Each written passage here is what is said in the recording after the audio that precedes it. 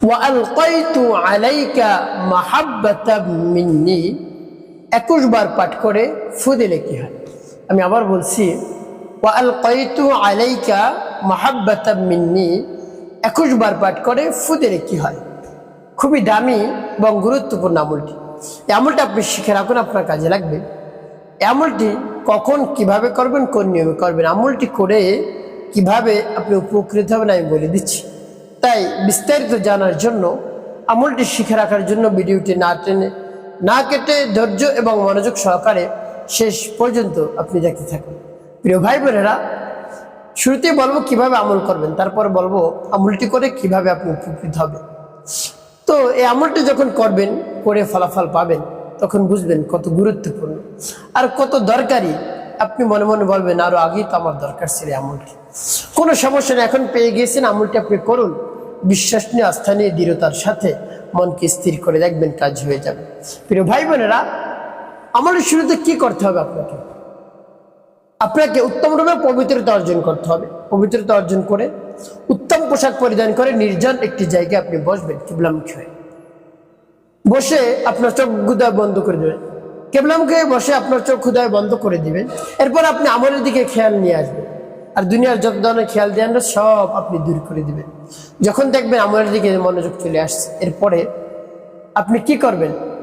জীবনের গুনাহের কথা স্মরণ করে ক্ষমা প্রার্থনা করবেন।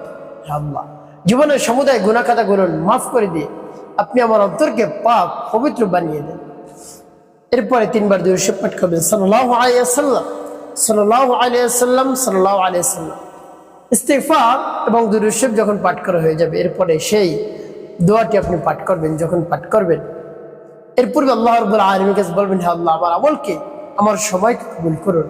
আর যে সমস্যা সমাধানের জন্য আমলটি করতেছি, সেই সমস্যা আপনি সমাধান করে দিন। এভাবে বলে দোয়াটি পাঠ করবেন। আমি বলে দিচ্ছি দোয়াটি, আমার দেখার নিয়ম অনুযায়ী দোয়াটি পাঠ করবেন সহি শুদ্ধ করে। পরবর্তী কি কি করবেন, কোন উদ্দেশ্যের জন্য দোয়াটি পাঠ করলেন বলে দিচ্ছি। আগে দোয়াটি বলে নেই। বিসমিল্লাহির রাহমানির রাহিম। وألقيت عليك محبة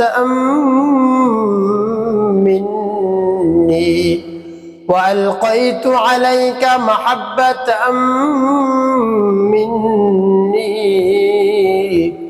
وألقيت عليك محبة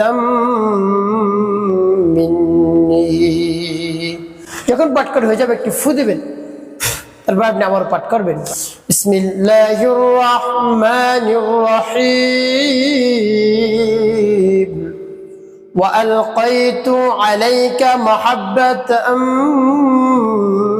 مني وألقيت عليك محبة مني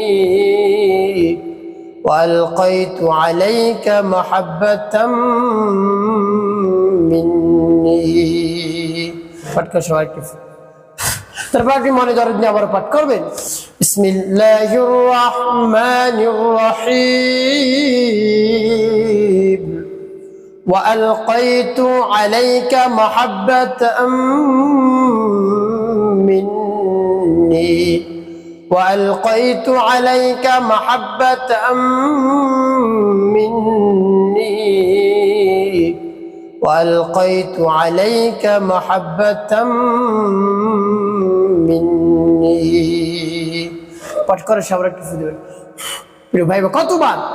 21 বার পাঠ করে 3টি ফু দিবেন। এরপরে আপনি কি পাঠ করবেন? ইয়া যাল জালালি ওয়াল ইকরাম, ইয়া যাল জালালি ওয়াল ইকরাম, ইয়া যাল জালালি ওয়াল ইকরাম। 3 বার পাঠ করে একটি ফু। এরপরে শেষে নবী সাল্লাল্লাহু আলাইহি ওয়াসাল্লামের মুহাব্বত নিয়ে, ভালোবাসা নিয়ে 7 বার দুরূদ ইব্রাহিম পাঠ করবেন গুনে গুনে। আল্লাহুম্মা সাল্লি আলা মুহাম্মাদ ওয়া আলা আলি মুহাম্মাদ কামা সাল্লাইতা আলা ইব্রাহিম ওয়া আলা আলি ইব্রাহিম ইন্নাকা হামিদুম মাজিদ। আল্লাহুম্মা বারিক আলা মুহাম্মাদ ওয়া আলা আলি মুহাম্মাদ কামা বারাকতা আলা ইব্রাহিম ওয়া আলা আলি ইব্রাহিম ইন্নাকা হামিদুম মাজিদ।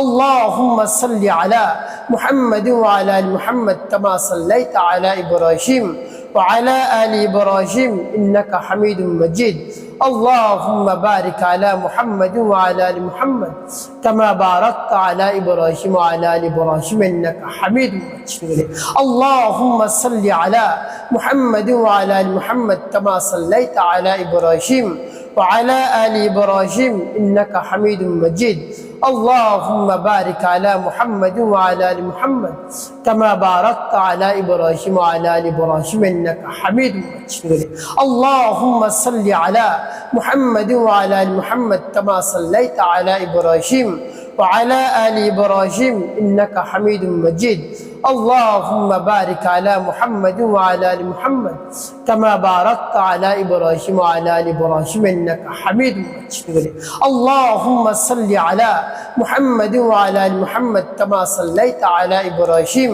وعلى آل إبراهيم إنك حميد مجيد اللهم بارك على محمد وعلى آل محمد كما باركت على إبراهيم وعلى آل إبراهيم إنك حميد مجيد যখন দুরূদ ইব্রাহিম পাঠ করা হয়ে যাবে ফু দিবেন দেখি প্রিয় ভাই বোন আপনি আমলটি করা শেষ কোন উদ্দেশ্যের জন্য আপনি আমলটি করলেন আপনার ভালোবাসার মানুষ যদি চলে গিয়ে থাকে স্বামী চলে গিয়েছে স্ত্রী চলে গিয়েছে ভালোবাসার মানুষ চলে গিয়েছে এই জন্য আপনি অস্থির হয়ে পড়েছেন কি করবেন দুশ্চিন্তা হতাশাগ্রস্ত হয়ে পড়েছেন কোনো খাওয়া দাওয়া ঘুম গোসল কিছুই নেই সব বন্ধ হয়ে গিয়েছে নামাজ রোজা সব বন্ধ হয়ে গেছে এভাবে যদি চলতে থাকে আপনি ধ্বংস হয়ে যাবেন না খেতে খেতে একেবারে রোগ প্রতিরোধ ক্ষমতা একেবারে কমে যাবে আপনার শরীর দুর্বল হয়ে যাবে আপনি রোগা হয়ে যাবেন আপনাকে বিভিন্ন ধরনের রোগ অ্যাটাক করবে এরকম অবস্থা আপনার হয়ে গিয়েছে ভালোবাসার মানুষ চলে গিয়েছে তাদের শোকে একেবারে আপনি অস্থির হয়ে পড়েছেন কি করবেন তারা আসতেছে না এবং ফোনে কথা বলছে না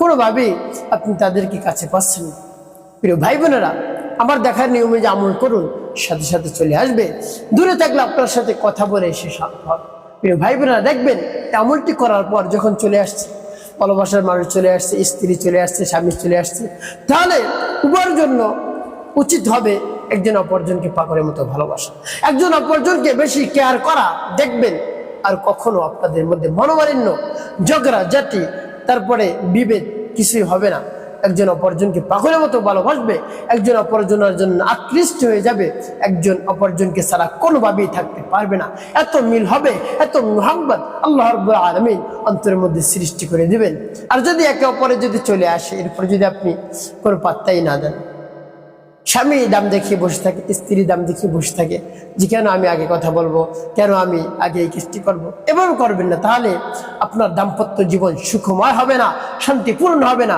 শুধু বিভেদ বাড়বে আর পরকীয়ার আশঙ্কা থাকে এইরকম অবস্থাতে প্রিয় ভাই বোনেরা তাই একজন অপরজনকে পাগলের মতো ভালোবাসবেন একজন অপরজনকে ছাড়া কোনোভাবেই থাকবেন না দেখবেন আল্লাহ রাব্বুল আলামিন আপনার জীবনকে শান্তিপূর্ণ করে দিবেন সুখময় করে দিবেন একটি কাজ আপনাকে করতে হবে 5 ওয়াক্ত নামাজ আদায় করবেন মানুষের খিদমতে কল্যাণে কাজ করবেন মিথ্যা কথা বলবেন না তাহলে আপনার জীবন হবে সুখময় এবং শান্তিপূর্ণ ইনশাআল্লাহ।